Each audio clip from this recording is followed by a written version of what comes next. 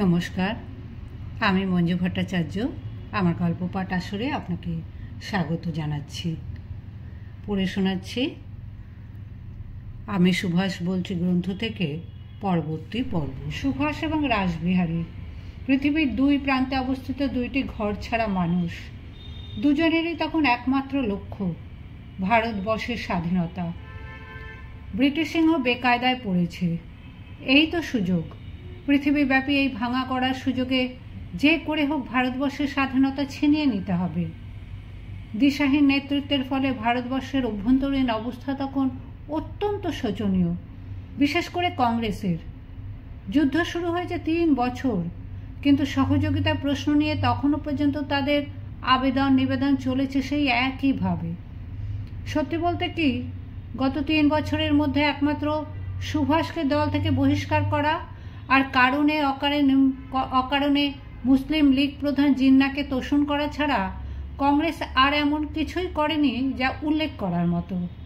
সর্বত্র হতাশা, সর্বত্র বিভ্রান্তি, কোথাও কোনো আলোর চিহ্ন মাত্র নজরে পড়ে না। শুধু মাঝে মাঝে সেই দুরাগত কণ্ঠ সব কিছু ছাপিয়ে ভারতের তটে এসে আছড়ে পড়ে অভয় মন্ত্রের মতো। আমি সুভাষ বলছি।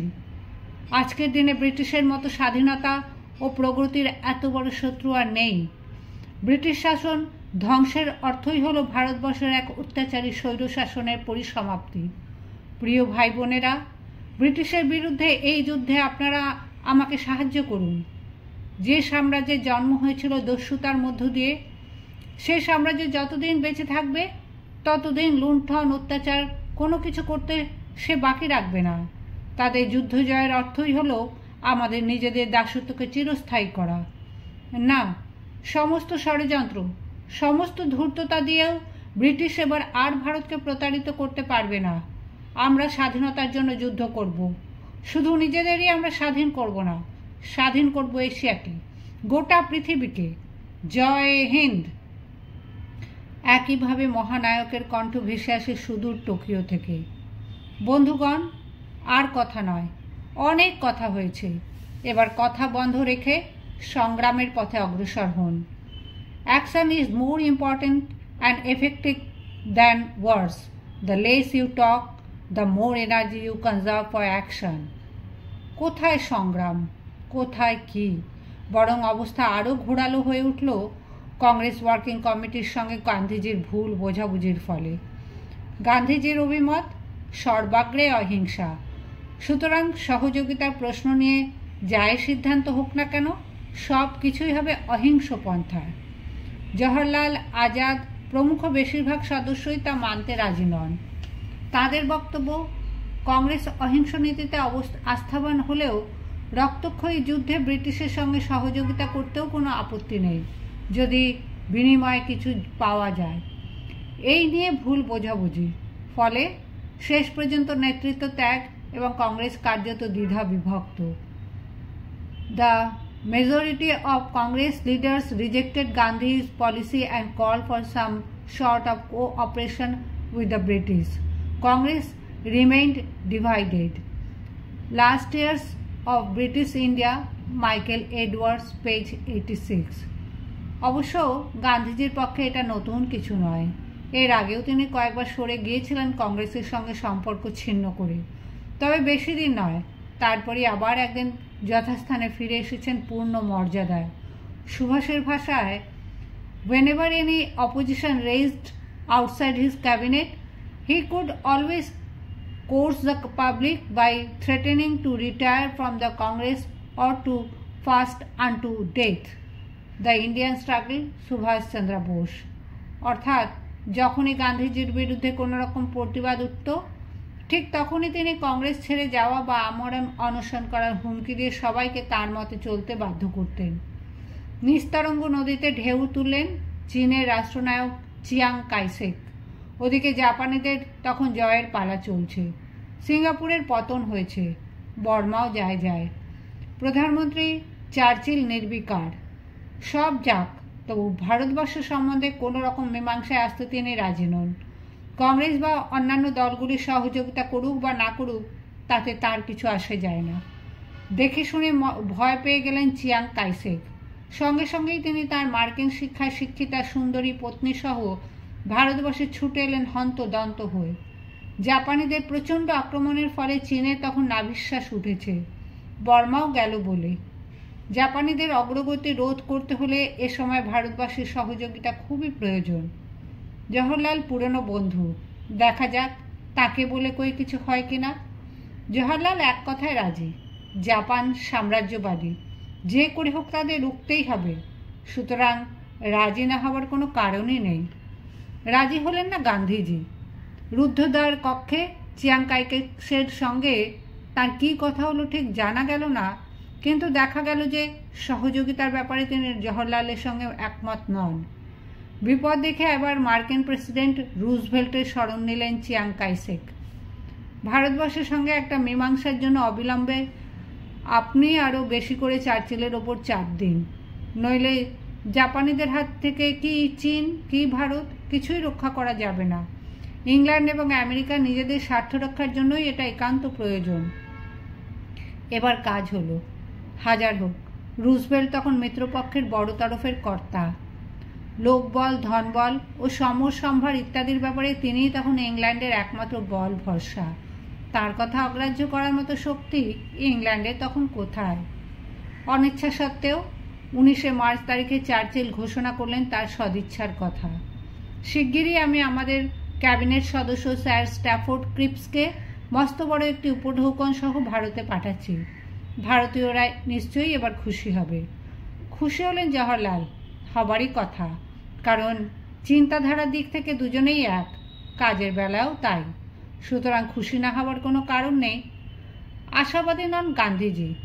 তাঁর অভিমত, ক্রিপস অত্যন্ত ভালো মানুষ, কিন্তু যে যান্ত্রিক যানে তিনি উঠেছেন সেটা হলো অতি পরিচিত ব্রিটিশ সাম্রাজ্যবাদ। ফলে যত ভালো মানুষ হন না কেন, শেষ পর্যন্ত সেই যন্ত্রের কাছে আত্মসমর্পণ করতে তিনি বাধ্য। ওদিকে ঘোষণা শুনে ততক্ষণে প্রায় সবগুলি দলই সোচ্চার হয়ে উঠেছে বিভিন্ন দাবি নিয়ে। বেশ বোঝা যায় যে স্বাধীনতা আসন্ন, শুধু ক্রিপস আসার অপেক্ষা মাত্র। সুতরাং আগে থেকেই নিজেদের দাবি দেওয়া সম্বন্ধে সচেতন হওয়া দরকার।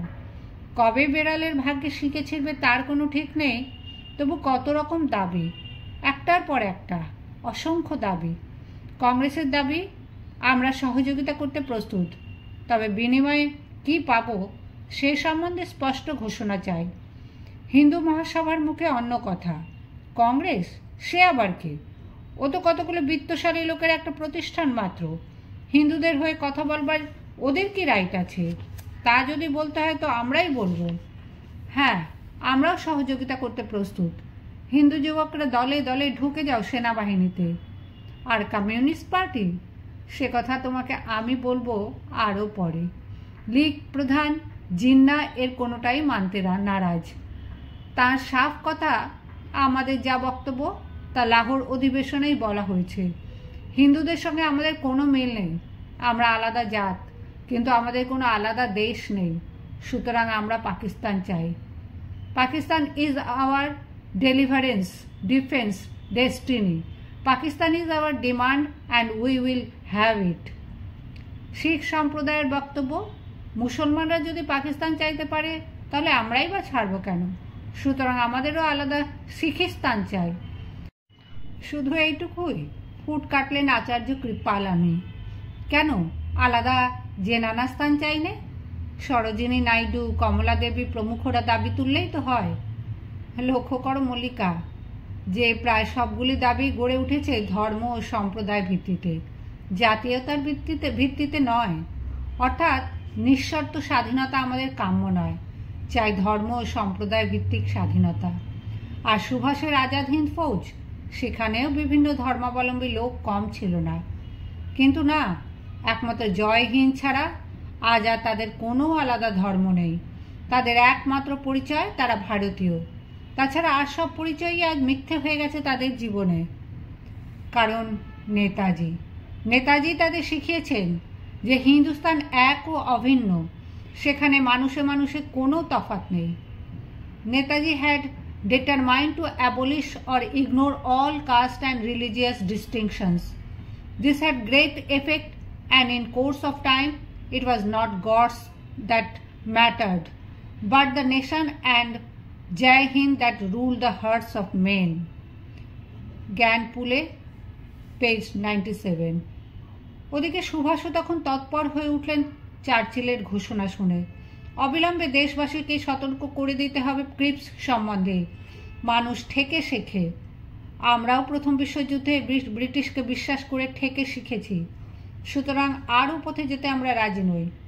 যথাসময় সুভাষের সেই সতর্কবাণী ভেসে এলো সুদূর বার্লিন থেকে। আমি সুভাষ বলছি, আমার ভাই বোনেরা, ব্রিটিশ মিশন আপনারা প্রত্যাখ্যান করুন। ভারত সম্বন্ধে তাদের সদিচ্ছা প্রমাণ করার জন্য 1937 সালের সেপ্টেম্বর মাস থেকে আমরা অবিরাম আবেদন জানিয়ে এসেছি, কিন্তু লাভ হয়নি। বিশ্বাসহীন, মিথ্যা ও চাতুর্য ছাড়া আর কিছুই আমরা পাইনি আমাদের আবেদনের উত্তরে। আজ ব্রিটিশ প্রচারকগণ ভারতবাসীকে বোঝাবার চেষ্টা করছে যে শত্রুর আসন্ন আক্রমণের আশঙ্কায় ভারতবর্ষ বিপন্ন। তার জন্যই ভারতবাসীকে এখন অপরিমিত রক্ত, শ্রম ও অশ্রু দিতে বলা হয়েছে। কিন্তু আমি বলছি যে ভারত সীমান্তের বাইরে আমাদের কোনো সত্যিকারের শত্রু নেই। আসল শত্রু আমাদের ঘরেই। জার্মানি, ইতালি বা জাপান ভারতের বিপদের কারণ হবে, এর চাইতে বড় মিথ্যে আর কিছু নেই।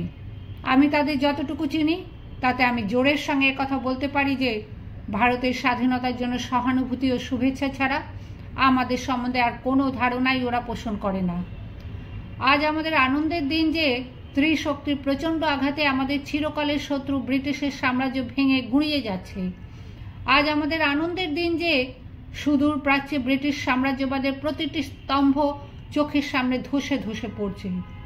আজ আমাদের আনন্দের দিন, কারণ আজ নতুন দিনের শুরু, যেদিন শৌর্য ও বীর্য দিয়ে অর্জন করবে ভারতের স্বাধীনতা, ভারতের ন্যায্য অধিকার, ভারতের সুখ, ঐশ্বর্য ও সমৃদ্ধি। জয় হিন্দ। সুভাষের পরে রাসবিহারী। 16ই মার্চ রাসবিহারী আবেদন জানালেন টোকিও রেডিও থেকে। ক্রিপস যতই ভাঁওতা দিতে চেষ্টা করুক না কেন, ওদের পুরনো চালে আর আমরা ভুলব না। কি পেয়েছিল ভারত প্রথম বিশ্বযুদ্ধে অকুণ্ঠ সহযোগিতার বিনিময়? একমাত্র জালিয়ানওয়ালাবাগের সেই নিষ্ঠুর হত্যাকাণ্ড ছাড়া আর কিছু পেয়েছিল কি? আজ সে কথা ভুলে গেলে চলবে কেন? এখানেই থামলেন না রাসবিহারী। একই দিনে আবার তিনি আবেদন জানালেন মুসলিম লীগ প্রধান জিন্নার উদ্দেশ্যে। অতীতের সমস্ত বিভেদ ভুলে গিয়ে আবার আপনি আগেকার মতো সত্যিকারের জাতীয় নেতারূপে অবতীর্ণ হন জিন্না সাহেব। এ সুযোগ একবার হারালে আর কোনোদিনই যে ফিরে পাওয়া যাবে না।